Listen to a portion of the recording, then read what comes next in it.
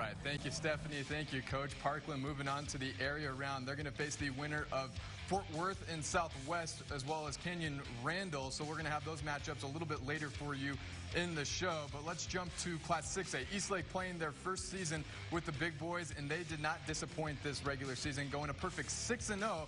But they had their hands full with a very good San Angelo Central team. To the SAC we go. Falcons led by senior quarterback Orion Olivas, the Built Ford Tough Player of the Week in Week 9.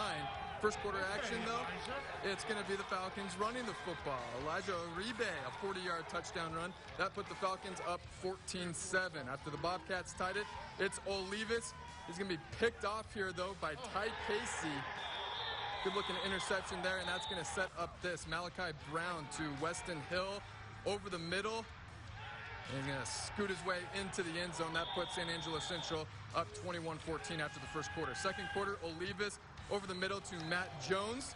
That's a touchdown. All of a sudden, we got a tie game at 21 apiece. Back and forth they go. Later in the quarter, Brown up top to Hill. He's going to haul in this catch. Just like that, 35-21 Bobcats at halftime. And then in the third quarter, Brown around the edge. He's going to call his own number for the score. Eastlake's going to fall on this one, 54-35. It's the Falcons' first loss of the season. It ends their season. After the game, Colin Deaver caught up with Eastlake head coach Ruben Rodriguez. Andy, a disappointing end of the season for the Eastlake Falcons in the 6A Division II playoffs here at the SAC on Friday night. Turnovers in the first half really spelled the doom for the Falcons, and they just couldn't overcome it in the second half in a 54-35 loss. Very opportunistic team.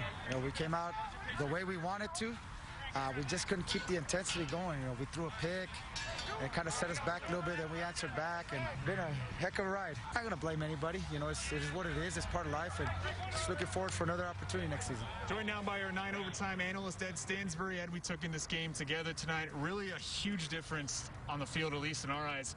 San Angelo Central got to play 9 games this year. Eastlake got to play 6. Obviously, that's completely out of the control of every single kid and coach on the field tonight, but it no doubt played a difference. Yeah, it was a huge advantage for San Angelo coming in. And Eastlake, really couldn't have back-to-back weeks until this past week. And, it really showed out there. Football, Colin, we've always talked about it. It's effort and execution. For the Eastlake Falcons, the effort was there, but the execution wasn't. Coming into this one, I think both of us expecting a little bit of a shootout, but it was really San Angelo Central, the offense kind of exerting the will, the Eastlake defense struggling to get off the field tonight. Yeah, absolutely. And coming in, Orion Olivas had only thrown 1 interception coming into tonight. He had those 2 picks early on in the first half that really was a difference maker in the game. But give credit to San Angelo. Obviously, Eastlake with a ton of talent in that senior class. We talked about Orion Olivas, Matthew Jones, and Blas Compion. So many guys, but again, they're graduating. Where does Eastlake go from here? And also, what would you like to say to those seniors that are leaving off of the Falcons squad? Yeah, so as a senior, this is not how you want to end your career with a loss, with the chance at winning the bi-district championship.